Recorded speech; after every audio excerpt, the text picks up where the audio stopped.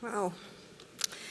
Thank you, World Movement for Democracy, for recognizing and celebrating my decade-long LGBT rights activism in Uganda with a Democracy Courage tribute. It's truly an honor. I always get a culture shock whenever I'm in a place like this. I'm not used to being free or around people that celebrate me rather than condemn my work or my sexuality. I was born in a country that I love that doesn't love me back. A country that rejects every aspect of who I am and seeks to erase me. The Ugandan communities that taught me love and tolerance have become wary, fearful, and vigilant.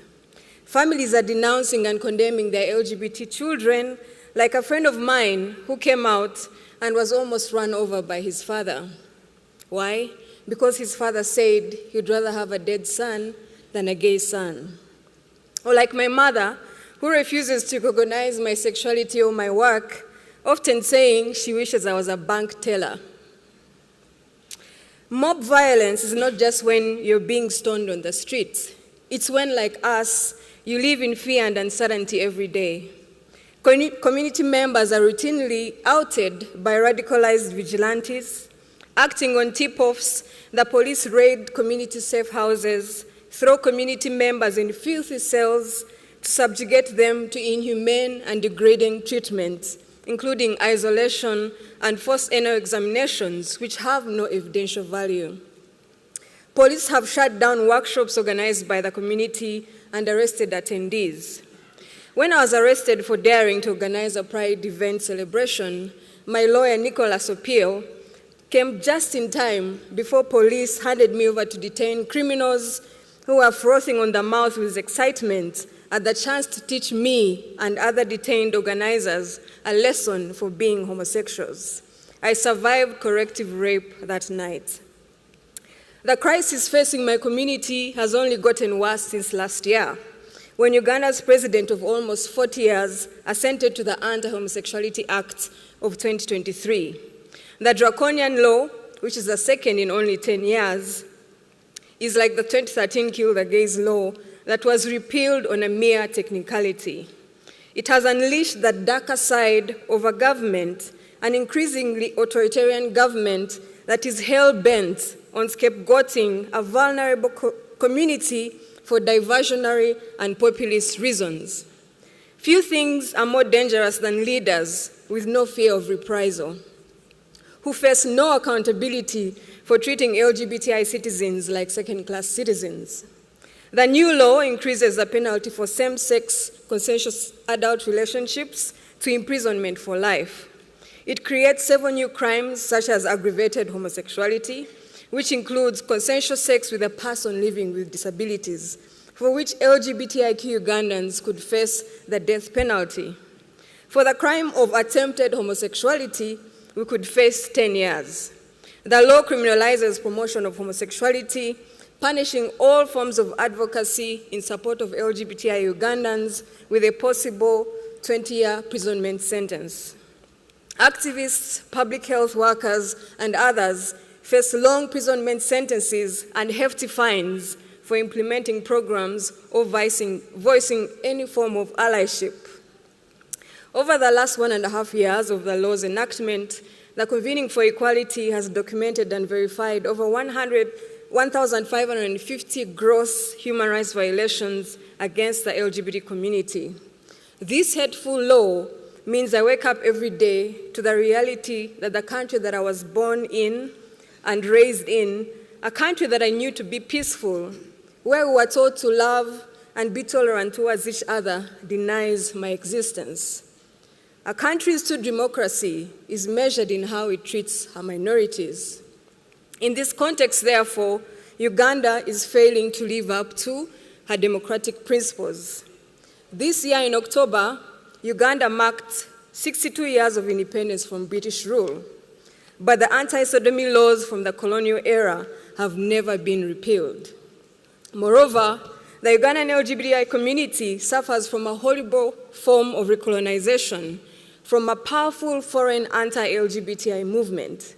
US far-right religious extremists from Project 2025, Family Watch International, Agenda Europe, and their Russian propaganda counterparts have, under the guise of promoting family values, advanced their dangerous anti-rights campaigns through corruptible pundits in Uganda and other African countries to the peril of a minority community whose only affront to society is their fabulous differences. Now you must be wondering, in the face of these odds, Clare, why do you continue to fight to belong in a country that seeks to erase you?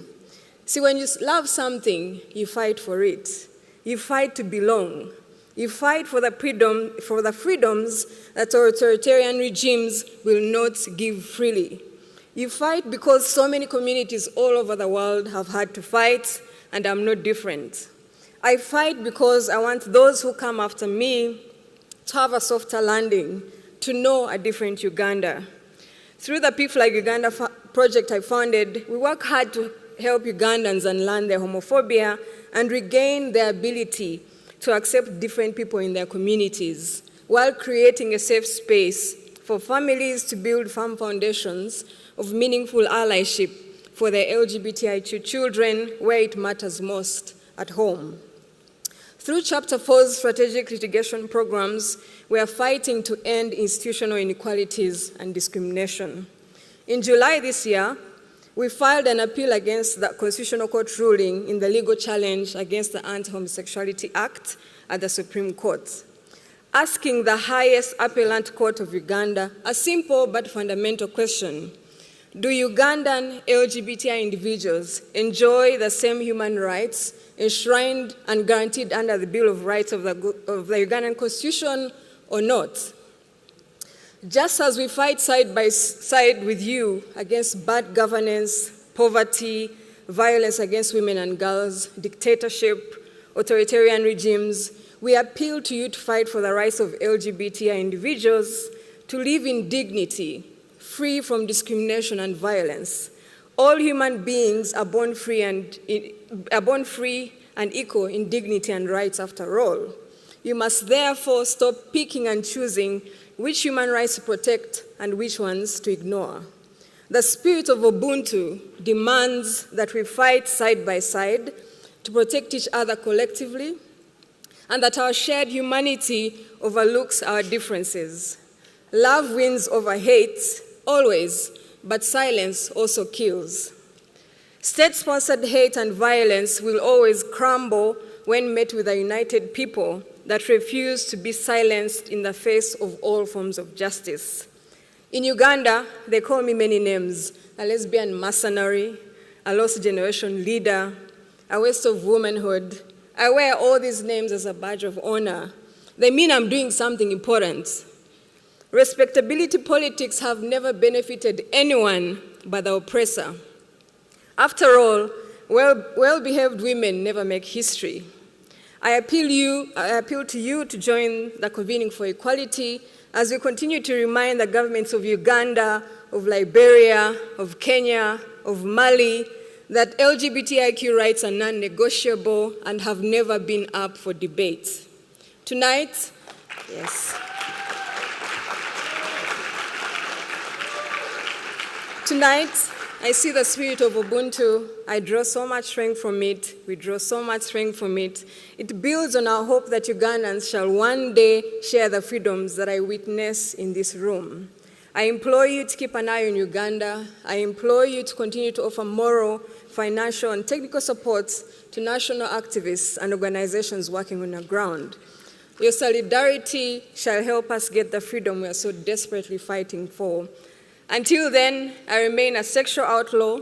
I continue to resist compulsory heterosexuality. I continue to resist dominant cultures. And I continue to operate on hope. Thank you so much. Distinguished delegates, good evening. 33 years ago,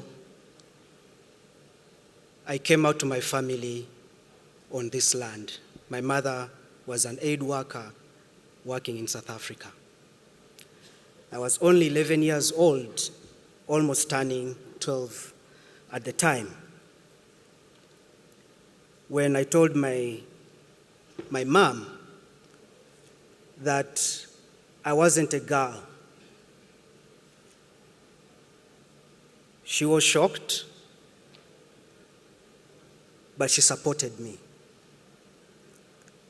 I am one of the few openly trans Ugandans living in Uganda, continuing to resist. I'm immensely happy and profoundly honored for this tribute today in a land that I love, Africa and South Africa today. Because a lot of what has shaped my activism began here. After 3 years of living in South Africa,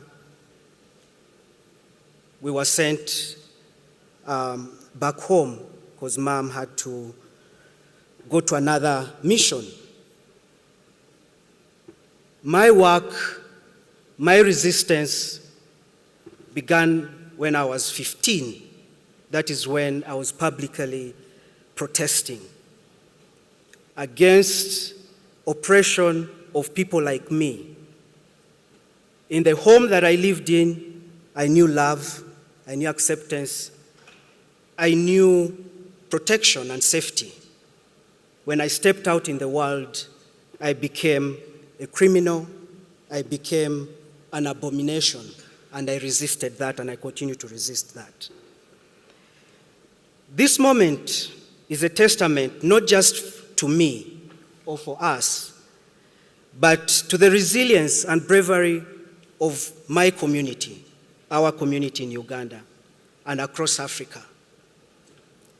It symbolizes the enduring spirit of countless LGBTIQ activists and communities across the world. In 2015, I had the privilege of spending 5 months as a Reagan Fassel Fellow at the NED in Washington. It was a transformative time, allowing me to deepen my understanding of democracy and its complexities. My research was called In the Shadows of Democracy. I explored the socio-economic and political landscape in Africa, and mainly Uganda, emphasizing the vital contributions of LGBTIQ communities in civic life. At the conclusion of my fellowship, Dr. Sally Blair honored me with a tribute of these words, and I quote, "Uganda is your home, and you want your home to embrace you as you embrace it. To understand the fundamental beauty of human diversity and reject hatred and bigotry as unworthy." And I end quote. Dr. Sally, in those 5 months, saw how much I loved my country, how much I loved my home, how much I wanted to transform my home, how much I wanted my community to be part of the discussions of making Uganda a better country. I extend my deepest gratitude to NED and the World Movement for Democracy for amplifying voices like mine. Democracy cannot be selective and exclusionary. No one must be left behind. We should sit around circles and dismantle tables. Tonight, I accept the tribute, and my heart is with those who continue to endure relentless oppression and threats across the world. I stand in solidarity with my alumni, Dr. Gubad, because we're in the same year in 2015, of Azerbaijan.